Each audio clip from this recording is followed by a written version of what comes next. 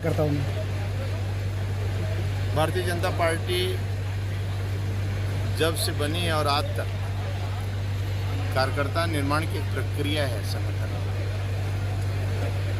और अब चुनाव इस समय चल रहा है।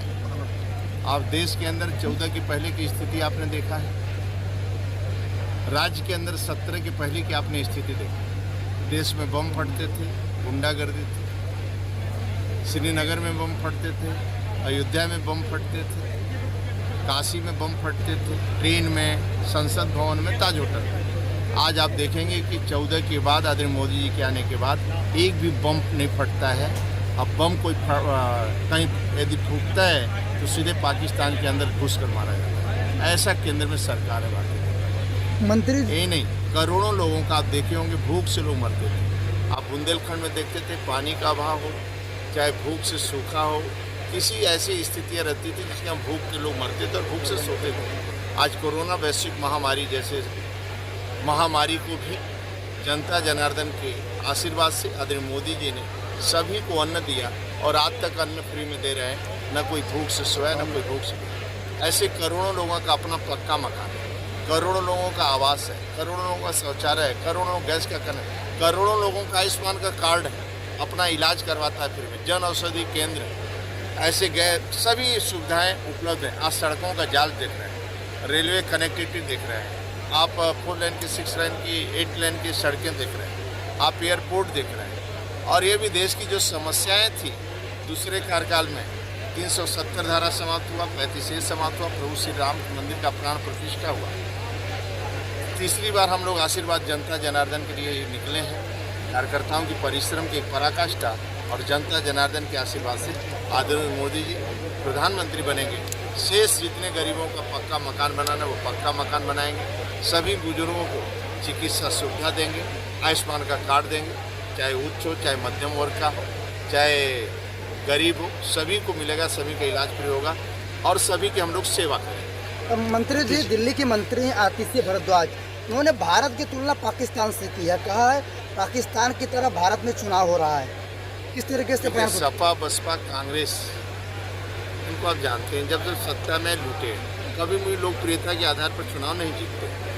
आप उत्तर प्रदेश में देखते थे, एक बार सपा को निपटाते थे लोग, बसपा आ जाती थी, बसपा को निपटाते थे, सपा आ जाती थी। पहली बार उत्तर प्रदेश में आदरणीय योगी जी लोकप्रियता के आधार पर मुख्यमंत्री बने। इसी कारण देश में 14 में लोगों ने पूर्ण बहुमत दिया, 19 में पूर्ण बहुमत दिया, 22 में उत्तर प्रदेश में मिला, और अब 24 में फिर से आदरणीय मोदी जी को पूर्ण बहुमत के साथ लोग प्रधानमंत्री बनाएंगे और देश का सम्मान दुनिया के अंदर बढ़ाएंगे और गरीबों का कल्याण होगा। मैं फिर बार बोलता हूँ, आदरणीय मोदी जी के नेतृत्व में, राज्य के अंदर आदरणीय योगी जी के नेतृत्व में, ये दोनों लोगों का बस चलेगा तो अपने चम्मच से गरीबों को बोलेंगे। गरीब अपना मानता है, दलित, शोषित, वंचित, वनटांगिया, मुसड़, थारू, आप बताइए, उनका पक्का मकान मिल रहा है, राजस्व ग्राम से जुड़ गए, आज वोट देने का अधिकार। इसलिए आप विश्वास करिए कि हमारी राजनीति, जब हम लोग राजनीति करते हैं तो राजनीति मेरा व्यापार नहीं है, राजनीति मेरा मिशन है। गरीब देखिए, जिस तरीके से अरविंद केजरीवाल तिहाड़ में बंद है, उनकी मंत्री ने तुलना की है,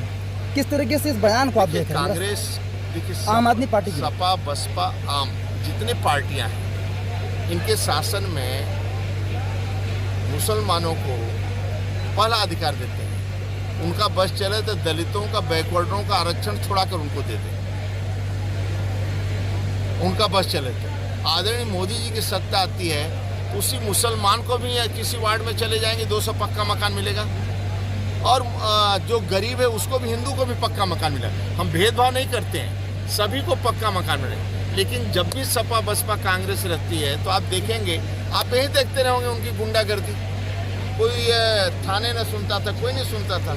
लेकिन आज मोदी योगी जी के शासन में 5 बजे छोड़िए, 12 बजे रात को भी बेटी सुरक्षित महसूस करती है। अच्छा मंत्री जी, क्वेश्चन है, राहुल गांधी कह रहे हैं कि अब आने वाला दिन मंच से मोदी जी अब रोना रह गया है, जिस तरीके से दो फेज में वोटिंग हुई है। भैया, जनता जनार्दन के सामने हम नहीं जाएंगे और जनता जनार्दन की सेवा नहीं करेंगे। हमें बताओ, राहुल गांधी, कांग्रेस पूरा परिवारवाद, वंशवाद के लिए जीती है। आदरणीय मोदी जी का परिवार के एक सदस्य भी साल नहीं छूता भाई, सरकारी गाड़ी में नहीं बैठ रहा है। ये तो पूरे सत्ता का सुख पूरा खानदान उठाता है, यहाँ तक कि मम्मी पापा अलग है, नानी नाना भी आ जाते हैं। इटली से लेकर यहाँ तक सब लूटते हैं।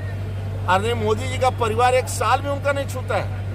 बेटियों के शादी में नीलामी होती है और उनके गाड़ी में एक आदमी बैठ नहीं सकता परिवार के साथ।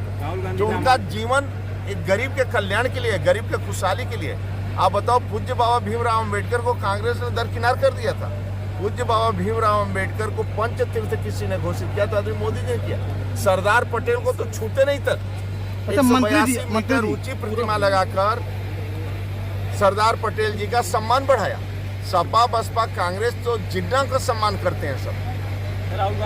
मंत्री जी, आप विकास की बात कर रहे हैं, बगल में एक ढेमुआ घाट पुल है, उसको जोड़ने के लिए एक सड़क टूट गई है, 1 साल हो गया। मंत्री जी, वो करने की बात कर रहे हैं, इसको कैसे देखते हैं? देखिए, सपा बसपा कांग्रेस का शासन देखें आप। राम बारात पर प्रतिबंध लगता था, डीजे पर प्रतिबंध लगता था, गौड़ यात्रा पर प्रतिबंध लगता था, दीपोत्सव पर प्रतिबंध लगता था। राम नकार दिए थे, राम सेतु नकार दिए थे, राम के अस्तित्व को नकार दिए थे, टीका लगाना बंद कर दिए थे।